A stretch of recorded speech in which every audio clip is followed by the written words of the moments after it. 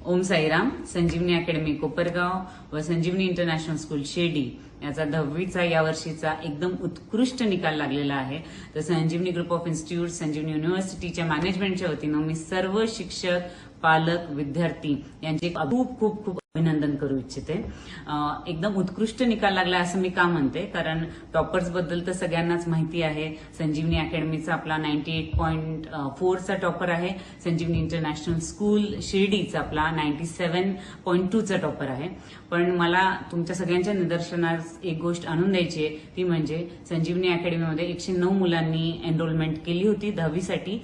त्यापैकी 90च्या पुढं 58 मुलं आहेत आणि 95च्या पुढं 24 मुलं आहेत आणि लोवेस्ट पर्सेंटेज आमचं 68%चं आहे.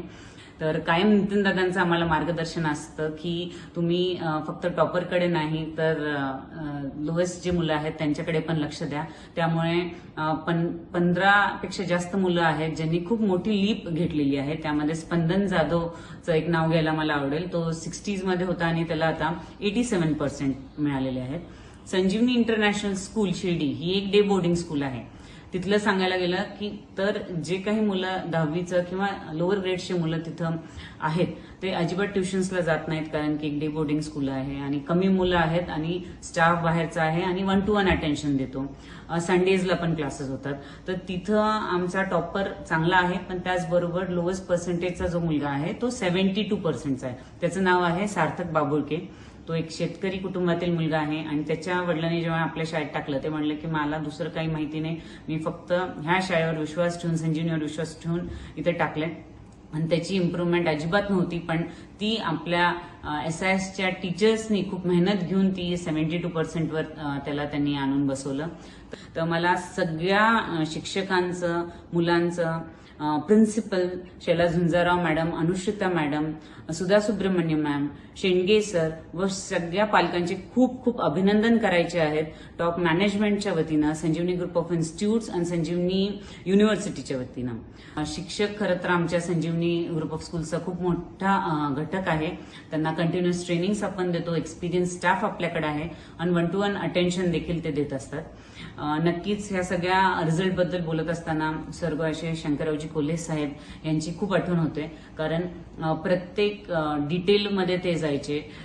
जेव्हा आम्ही त्यांना काम करताना बघितलं तेव्हा ते फक्त 90% मुलाचं नाही तर 70% मुलासाठी आपण काय करतोय, 60साठी काय करतोय, त्यांच्यामध्ये किती प्रोग्रेस झाली याबद्दल ते आम्हाला काय मार्गदर्शन करत असायचे. तर त्यांच्या विजनला पुढे नेण्याचं काम आम्ही करत आहोत. त्याचबरोबर अमित दादा यांचे देखील मी खूप खूप अभिनंदन करते त्यांना, आणि त्यांना देखील याचं खूप मोठं श्रेय जातो, कारण की रुरल टू ग्लोबल असं त्यांचं विजन असतं. IIT साठी देखील त्यांनीच आम्हाला प्रोत्साहन दिलं. आता आम्ही 8व-9व वर्ष असेल की आमचे दोन्ही स्कूलचे मुलं हे IITsला जातात आणि फक्त मोजके मुलं नाही तर 50 ते 100 मुलं दरवर्षी जातात आणि नामांकित ह्या IIT दिल्ली, IIT मुंबईमध्ये त्यांनी बक्षिसं कमावली आहेत. MUN मॉडेल युनायटेड नेशन्स बद्दल सांगायला गेलं तर आपली मुलं अमिटी युनिव्हर्सिटीमध्ये पण विनर होते. त्याचबरोबर जैन इंटरनॅशनल स्कूल बँगलोरमध्ये देखील ते विनर होते. पण त्याच्या पुढे काय तर ह्या वर्षी अमित दादांनी ऑक्सफर्ड युनिव्हर्सिटीचे एक प्रोफेसर आहेत अजित जावकर सर, त्यांच्यासोबत आपला टायअप आहे. दोन्ही शाळेची मुलं त्यांच्यासोबत, कॉलेजच्या मुलांसोबत एका प्रोजेक्टवर, रिसर्च प्रोजेक्टवर काम करत आहेत आणि अशाच प्रकारे आणखीन पण खूप गोष्टी आमच्या प्लॅनमध्ये आहेत जे मी तुम्हाला पुढच्या वर्षी सांगेन. तर अमित दादांच्या मार्गदर्शनामुळे मुलांना एक ग्लोबल पर्स्पेक्टिव्ह मिळत आहे आणि आमच्या पालकांचा जो आमच्यावर विश्वास आहे, फक्त त्या विश्वासासाठी आमची संपूर्ण टीम ही काम करत असते. तर तुमच्या विश्वासासाठी खूप खूप धन्यवाद. 10वीतील सगळे मुलं, सगळे पालक यांचे परत एकदा अभिनंदन करते व थांबते. जय हिंद, जय महाराष्ट्र.